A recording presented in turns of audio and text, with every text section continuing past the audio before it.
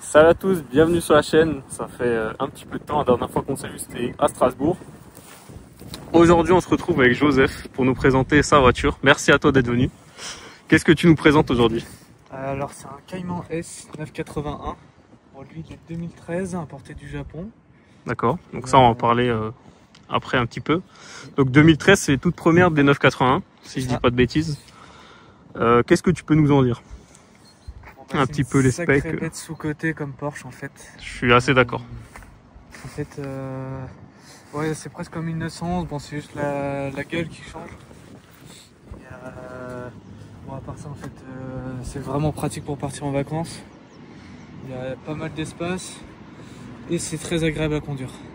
Alors, ôte-moi de ce doute. Est-ce qu'il y a des places à l'arrière? Je crois pas. Hein. Non. Non, mais est-ce qu'il y a la place pour mettre des bagages par exemple ou c'est vraiment fermé comme une... Bah, tu peux mettre un mini sac à main juste derrière le siège. Bon, on verra ça après à l'intérieur. Et à part ça, non. Donc 6 cylindres. 6 cylindres Atmo. 3 litres 4. 3 litres 4, ouais. 325 chevaux d'origine. C'est ça. Celle-là, elle est toute d'origine? Ouais, toute d'origine. Et la seule chose que tu vois que j'aimerais modifier si j'ai vraiment envie, ça serait peut-être la ligne. Mais encore, c'est... L'échappement? Bon, après, elle fait déjà un bruit pas mal, hein. On verra après. Donc voilà, comment ça se passe un petit peu. Ça, est-ce que c'est des gens spéciales ou non? Même pas, je crois que c'est celle de la S de base. Hein. Non, ça c'est les gens de Carrera. Ah oui, bah oui, tout à fait. Donc freinage pas en céramique.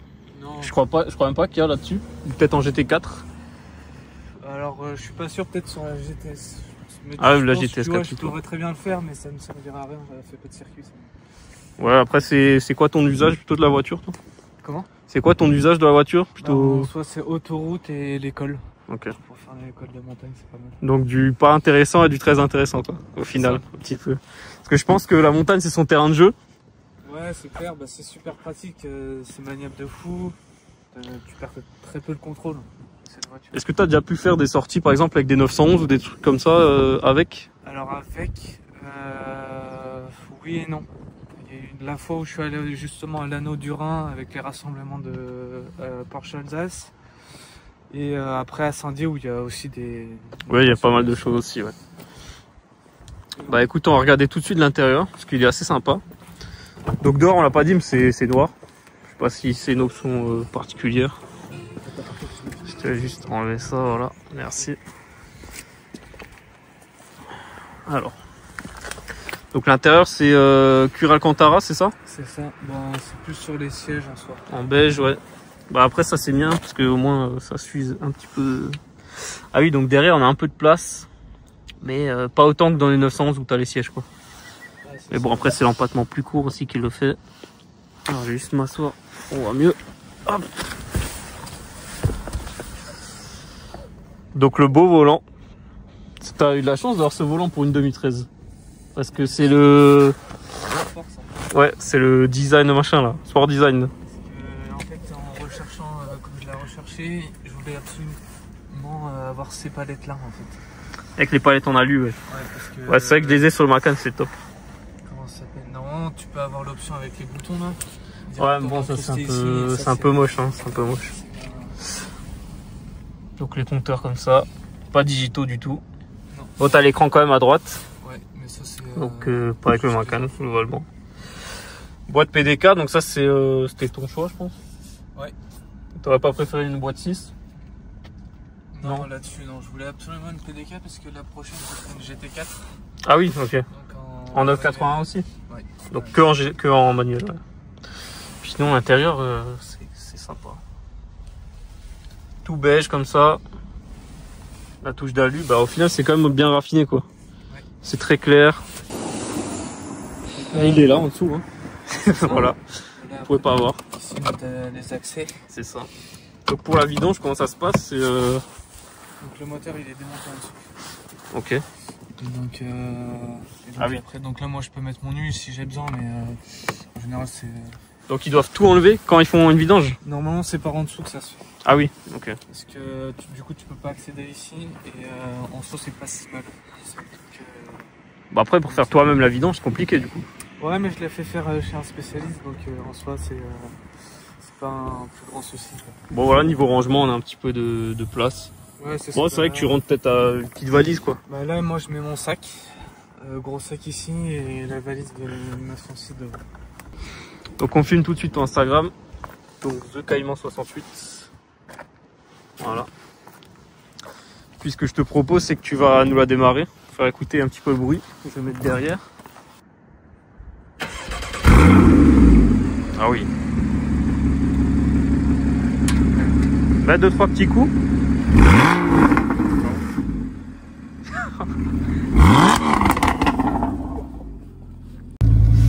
Alors on est parti.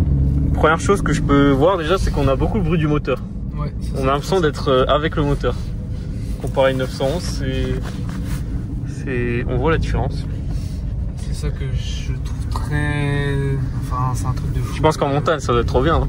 Ouais, c'est très bien. Après, moi j'aime beaucoup le son du moteur. Par exemple, ma fiancée, elle aime pas trop au bout d'un moment. Parce que sur l'autoroute, tu l'entends en continu, donc parfois ça peut être agaçant. Mais je trouve ça quand même bien isolé. Surtout que c'est Atmo, quoi. Ouais, donc ça c'est encore plus simple. Mais par exemple, contrairement à la voiture que j'avais avant, la M2, bah là t'entendais plus le son. T'avais quoi comme M2, une complète ou normale? Une F87, c'était une LCI par contre. Ah, c'est pas mal. Ça c'était très joueur.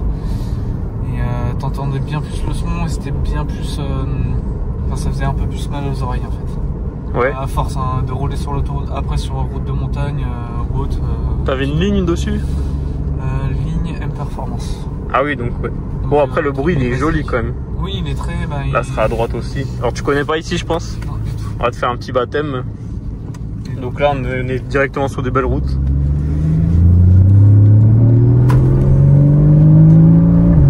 Déjà, le bruit il est top. Ah oui, ça là-dessus. Il y a des petits, un petit craquage au passage avec la PDK. Ouf. Ouf.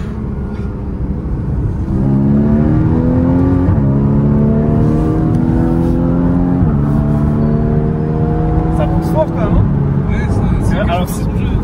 Ouais, alors toi, qu'est-ce que t'en penses? Parce que toi, t'es quand même passé d'un 6 cylindres turbo à Atmo. Ouais. Et il y avait plus de chevaux dans l'ancienne. C'est quoi ton ressenti par rapport à ça? Alors le ressenti c'est que ici je trouve que la voiture tient beaucoup mieux le pavé. Parce qu'après ouais. C'est pas une M. Mais niveau du son par exemple je préfère largement celui de la Porsche. Ouais, après c'est atmosphérique. En fait c'est le passage des rapports quand ça a 7000, 8000 tours minute que je trouve juste magnifique là-dessus. Après sur la M2 c'était tout aussi impressionnant. Ah mais est-ce que t'as pas l'impression de manquer de puissance maintenant du coup? Non, je trouve que ça fait tout pile. C'est tout pile ce qu'il faut pour une voiture. Enfin, ouais. Pour une petite voiture assez puissante quand même. Après M2 c'est plus... Ouais, c'est un vrai petit monstre, mais c'est... Après t'avais la M2 normale en plus, donc c'est... Normalement c'est un moteur qui fait un beau bruit. Ouais. Mais et qui est... Par contre le châssis se balade beaucoup plus qu'une compète. Ah bah oui, ça là-dessus, ouais, bah c'était... Par contre là on a une symphonie, on est dans un concert, attends, c'est dingue. Ah oui, ça c'est top.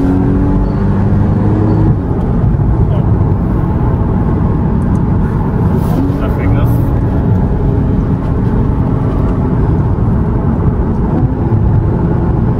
En tout cas niveau son c'est super. Hein. Ouais.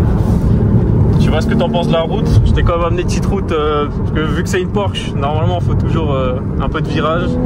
Ah oui, c'est pratique, elle est très sympa là.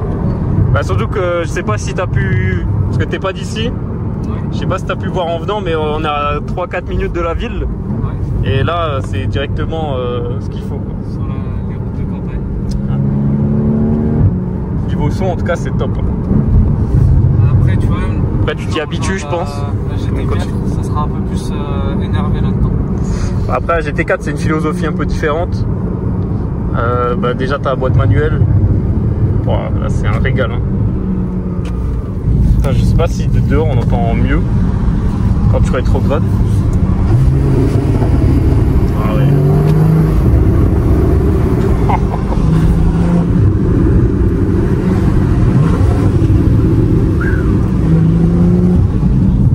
Ouais. beau. Des beaux paysages. On a une belle route.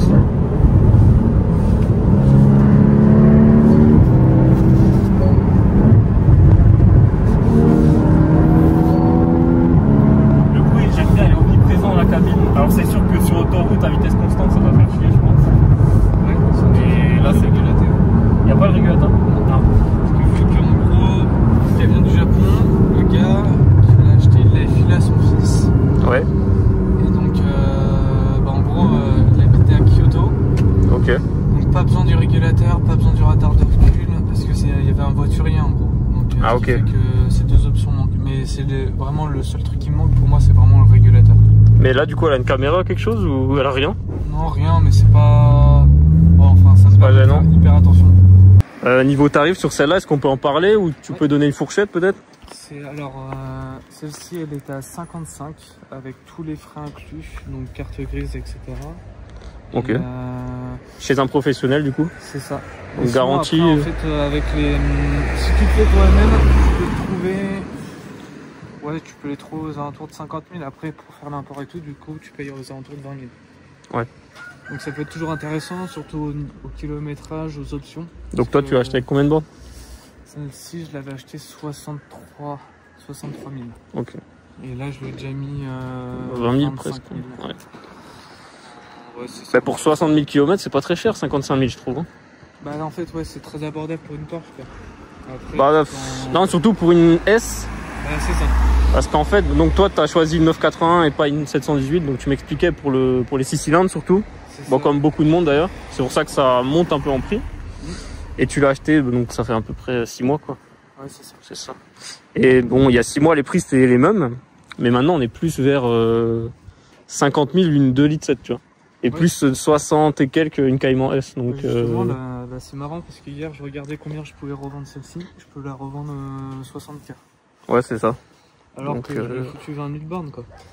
Mais alors, c'est ça. Et en fait, le problème, c'est que cette voiture, neuf, c'était pas si cher. Non, 9, c'était, bah, je crois que c'était 70 000. Ouais, voilà. Alors, en fait, une 2 litres 7, par exemple, maintenant, ça se vend 50 000, même 52, 53. Alors que 9, c'était, je sais plus, 61 ou quelque chose comme ça. Donc, en fait, mais avec 100 000 km.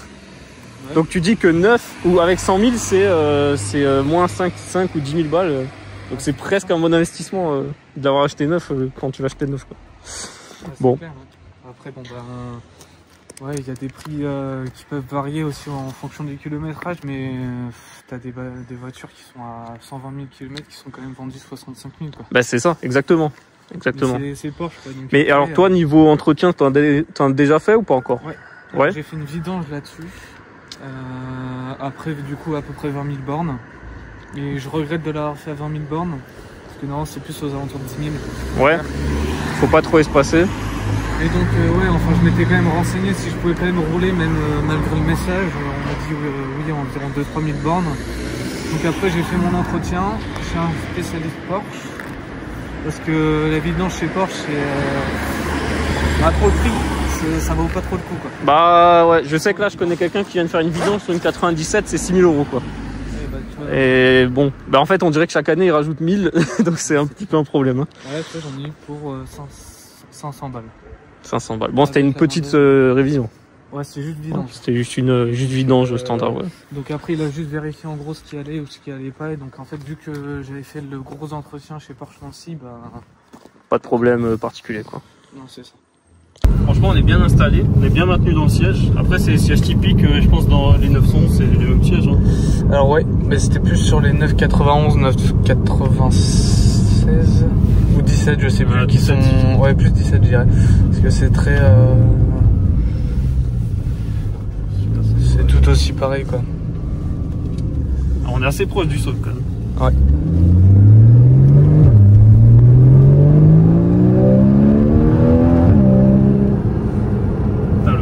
En fait, le son, c'est vraiment, il vient de l'intérieur. C'est marrant à expliquer parce que ça vient pas vraiment de l'échappement. Enfin, ça vient de l'échappement, mais on l'entend déjà de dedans. C'est une sensation qu'il n'y a pas beaucoup de voitures. Je pense par rapport à la M2, toi, tu as dû quand même voir la différence, non? Là, surtout au niveau du son, ouais. Quand tu passes les rapports, je le trouve plus impressionnant. Ah, il y a un gros claquement de la PD.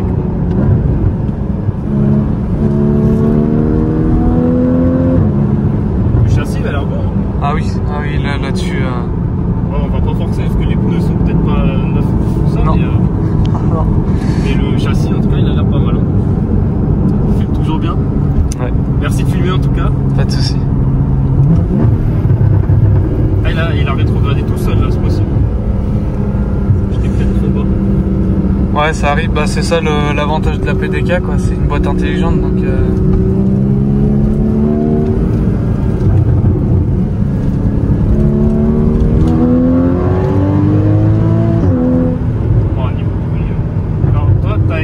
Passager ou... Non, bah, c'est la première fois. C'est la première fois. Ouais. Il y en a beaucoup, c'est la première fois.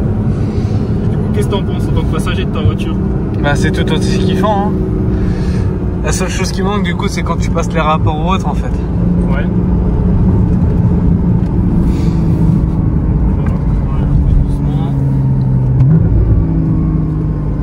En tout cas, la PDK, c'est plus à prouver la vitesse. Hein. Je sais pas si on peut voir là tout de suite. Je sais pas si tu arrives à filmer le compteur et on appuie, c'est tout de suite. Ouais, c'est ça l'avantage. Bon, il faut qu'elle soit chaude parce que quand tu le passes, quand elle est froide. Ouais, alors moi j'ai pareil sur ma 4. Moi je suis assez déçu, mais en fait c'est que à froid. Ouais, c'est ça. Et là elle pète en continu. Ouais, bah ça c'est souvent. Hein. Alors attends, je sais pas si on peut peut-être faire le tour.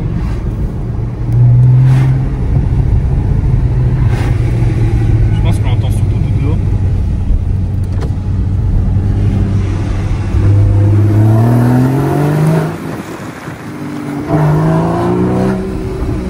En fait c'est des petits mais qui durent longtemps. C'est ça. C'est sympa. Bah, surtout pour un échappement d'origine, moteur d'origine, etc. C'est vrai qu'il y a un bon truc quand on passe. Je sais pas, il y a un beau bruit. Ouais, je trouve ça très très kiffant. En vrai, il y a des bonnes sensations de conduite. Est-ce que tu as plus de sensations là-dedans qu'avec la M2? Alors plus quand tu roules à haute vitesse dans les virages. Parce que la M2, en fait, là où tu as le plus de ressenti, c'est au moment où tu appuies la pédale à fond et que ça commence à patiner en fait. C'est assez rageur comme bruit. Ouais, ça c'est...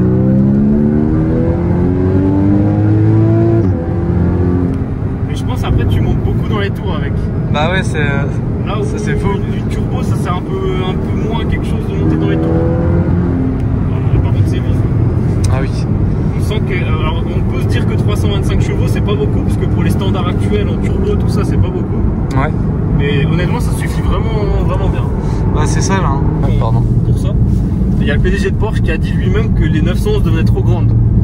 Ouais. Donc pour moi je pense qu'une Caïman, après moi je suis un peu dans la même philosophie que toi, j'ai l'impression, c'est que la Caïman c'est un beau produit. Et pour moi une Caïman c'est mieux qu'une 911. Alors après les deux sont bien, mais en fait le gabarit de la Caïman fait que c'est plus joueur, et l'empattement tout ça, ça fait que je pense que sur circuit, par exemple une Caïman S ça sera mieux qu'une Carrera S. Je sais pas ce que toi t'en penses. Alors ouais, sur le principe, ouais, je vois très bien de quoi tu parles. Moi, ce serait plus sur... en fait, il faudra avoir une version vraiment extrême de chaque version, parce que... Alors, je sais pas si toi aussi t'avais entendu parler de ça, mais Porsche, quand ils ont sorti la GT4 RS, ouais, ils ont eu peur que ça fasse la concurrence à la GT3 RS. Et ça, où je me dis que ça peut être vraiment... Enfin, c'est vraiment une bagnole sous-cotée, quoi.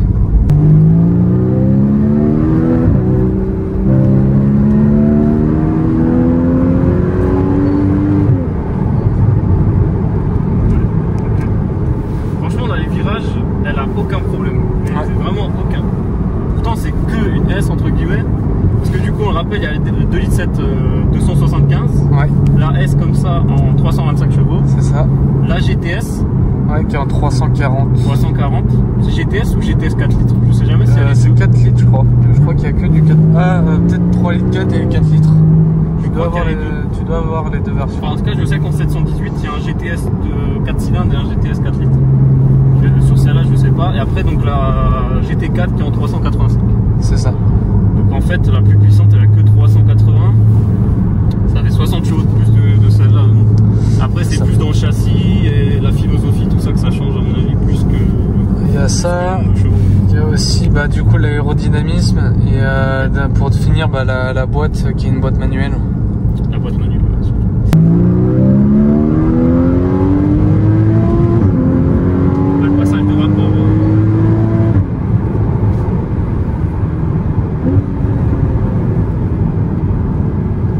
ça accélère quand même fort, ouais. Ça monte vite, mais c'est pas forcément ça en fait il y a du plaisir avant d'arriver à 150, à 200.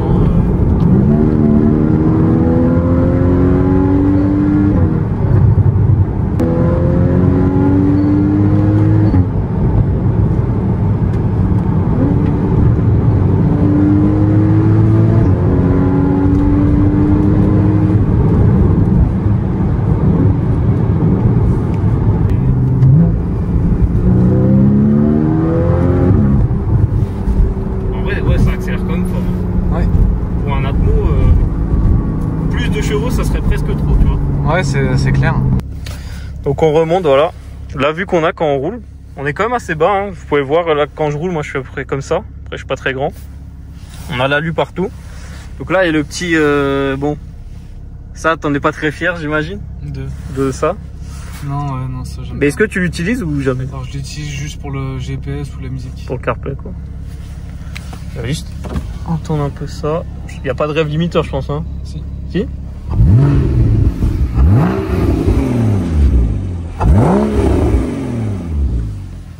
On a bien essayé. En tout cas, c'est une super belle voiture. Moi, ce que j'en pense, c'est une très bonne voiture.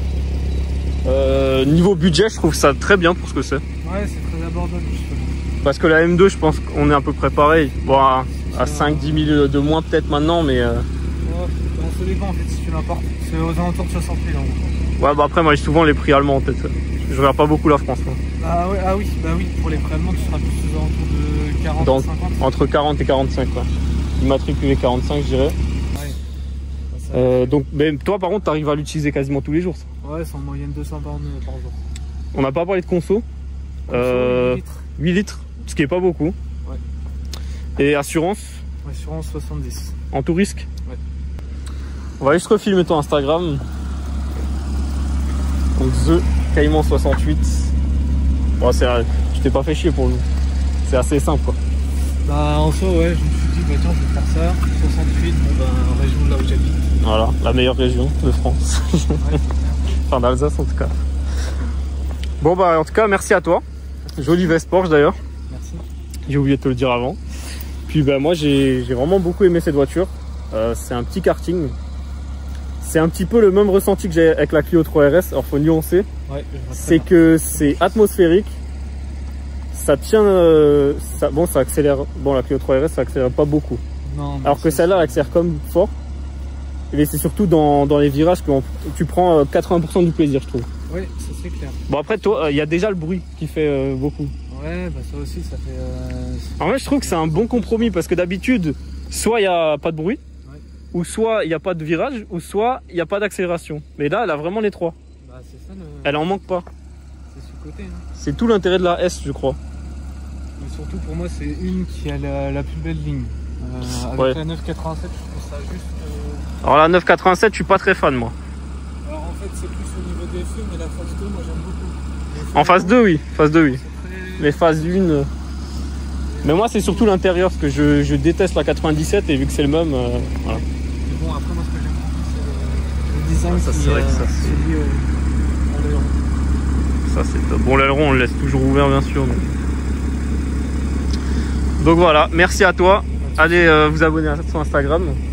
Pour ma part, abonnez-vous à la chaîne. Et puis, on se dit à bientôt. Ciao.